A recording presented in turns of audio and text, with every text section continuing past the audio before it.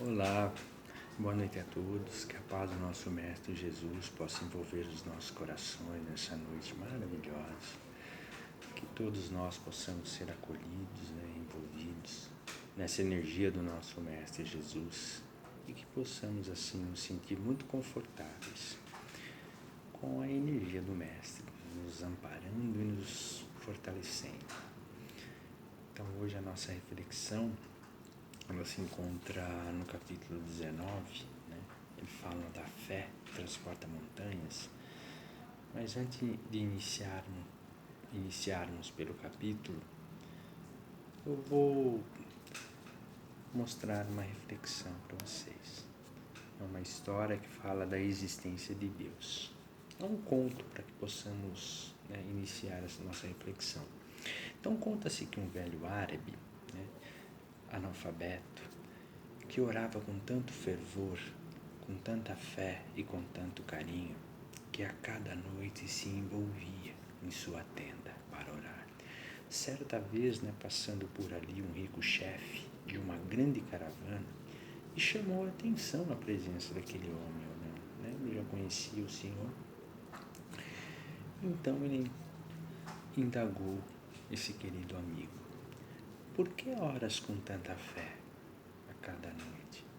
Como sabes que Deus existe, quando nem menos sabes ler? O irmão fiel lhe respondeu: grande Senhor, conheço a existência de nosso Pai Celeste pelos sinais dele. Como assim pelos sinais? Indagou o chefe admirado. O servo humilde lhe explicou: quando o Senhor recebe uma carta de uma pessoa, como reconhece quem a escreveu? E horas, pela letra. E quando o Senhor recebe uma joia de presente, como sabes quem foi o autor dela? Ora, pela marca que o ourives deixou. O empregado sorriu e acrescentou: pois bem, e quando houve passos em volta da sua tenda, como sabe se era um camelo, um boi ou um cavalo? E ora, pelos rastros e pelas pegadas que o animal deixou. Respondeu assim, surpreendido. Então o velho estendeu a mão amorosamente e convidou para ir para fora da barraca. E os dois olharam para o céu. O céu brilhava imensamente, cercada por uma multidão de estrelas.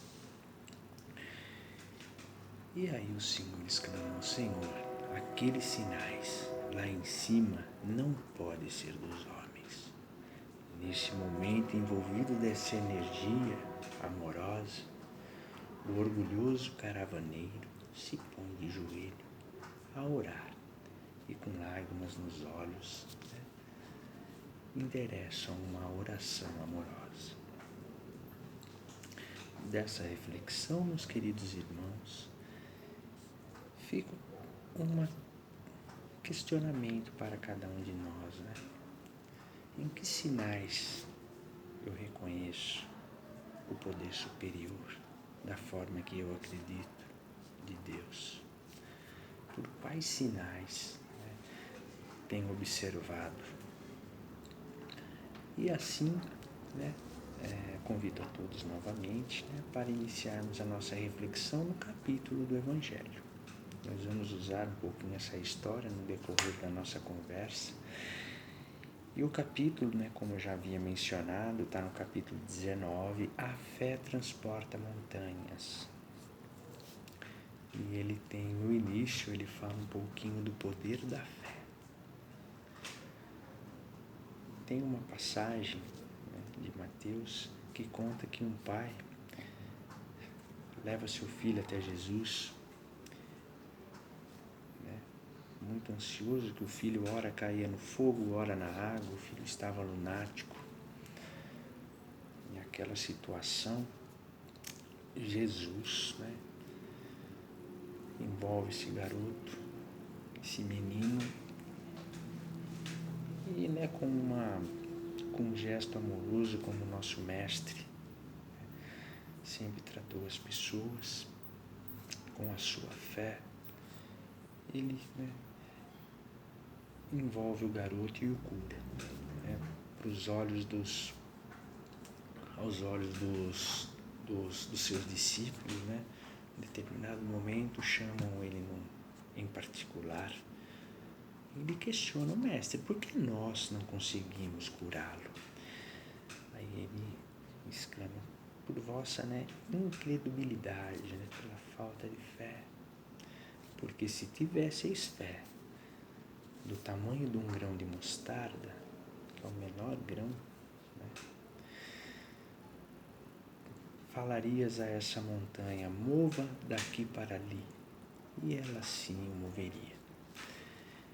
Partindo dessa narrativa, que está em Mateus, nós vamos desenvolver uma reflexão. Quais são essas montanhas que atrapalham o desenvolvimento da nossa fé? Então aí fica um questionamento. Essas montanhas são as nossas dificuldades diárias. Por isso que ele vem decorrer e vem falar um pouquinho da nossa. Aí ele vem falar um pouquinho da nossa fé, das dificuldades, da fé que transporta essas dificuldades, essas resistências que nos atrapalham o desenvolver. Muitas vezes a nossa má vontade, quando eu falo nossa, é nossa, eu também me incluo, os nossos preconceitos rotineiros, o nosso egoísmo, as paixões orgulhosas, o nosso fanatismo cego. Também essas montanhas nos embaraçam, o caminho, para que possamos trabalhar pelo progresso, também da humanidade. Aí ele vem falar um pouquinho da fé robusta, essa fé que nos dá a perseverança, a energia e os recursos para vencermos esses obstáculos, tanto nas grandes como nas pequenas coisas. E tem também a fé vacilante, essa fé que gera a incerteza, a hesitação, da qual a gente não consegue, acaba o medo, a dúvida acaba abrindo brechas. E assim não buscamos os meios de vencer as nossas dificuldades. Pois a fé vacilante, ela não acredita na possibilidade da vitória. É como se fôssemos participar de uma corrida, de uma prova. Eu treino, faço tudo, mas na hora da competição eu não vou vencer, eu não vou conseguir. Eu já inicio sem acreditar que eu posso. Aí eu não uso toda a minha capacidade.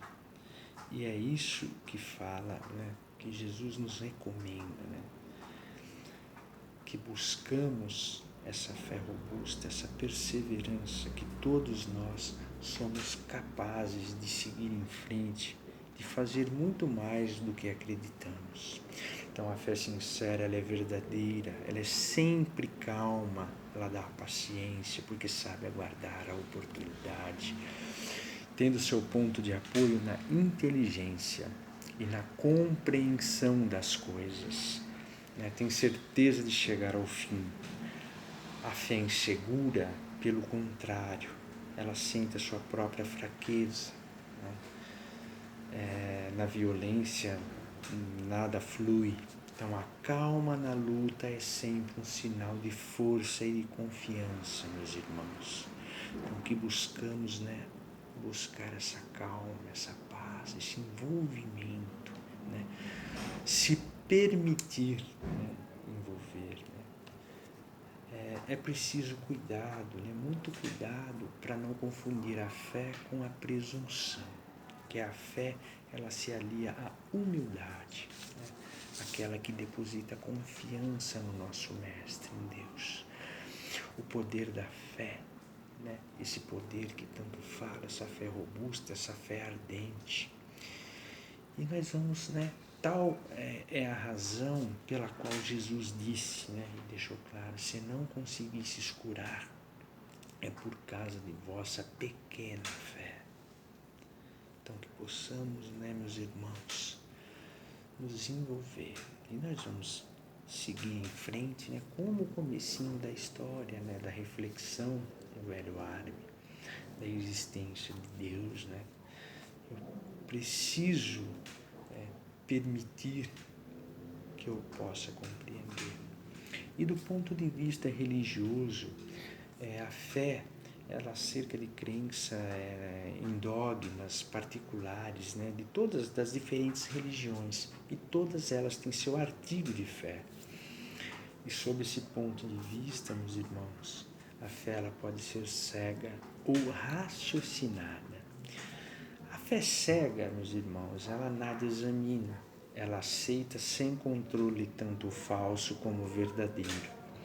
Ela se choca a cada passo com a evidência da razão, né?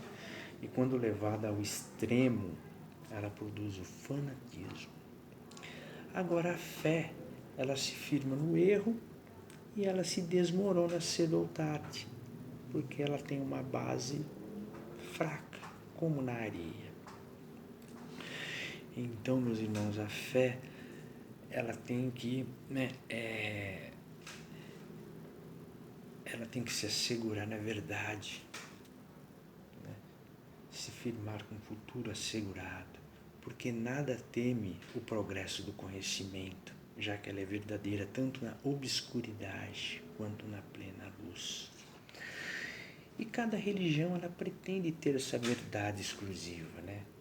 Mas preconizar a fé cega sobre uma questão de crença é confessar uma impotência para demonstrar que não se tem razão. E vamos assim, né, refletindo ainda mais que a fé ela não se prescreve, né? Eu não posso receitar a fé para as pessoas, né? E muitas pessoas alegam que não são culpadas por não terem fé. Sem dúvida, a fé não se prescreve. E também a fé não se impõe.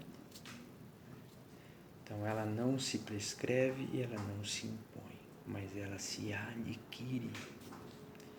E ninguém, que fique bem claro, ninguém está recusado de possuí-la. Mesmo os mais refratários, os mais resistentes, né? A fé, ela devem todos procurá-la com sinceridade, que a encontrarão.